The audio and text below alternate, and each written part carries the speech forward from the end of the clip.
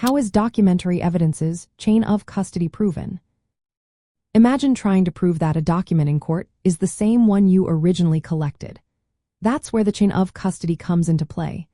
It's like a detailed map showing every step the evidence took from collection to courtroom.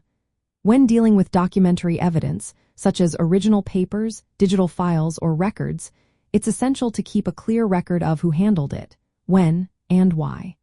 This record helps prove the evidence hasn't been changed or tampered with. Right from the start, the evidence must be identified and labeled properly. For example, if it's a digital file, it should have a unique identification number, date, and time of collection.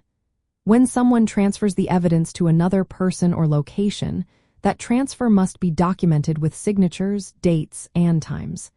This way, everyone involved is accountable.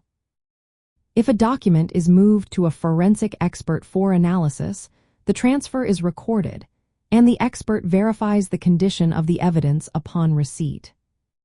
The evidence is stored securely in a restricted area to prevent unauthorized access. When it's moved again, the transfer is documented, and the person receiving it confirms that the evidence is in the same condition as when it was collected. This process continues until the evidence is presented in court. The court then reviews the documentation trail, which often includes testimony from those who handled the evidence. This testimony confirms that the evidence is authentic and has not been altered. If there are gaps or inconsistencies in the record, the defense can challenge the evidence's validity.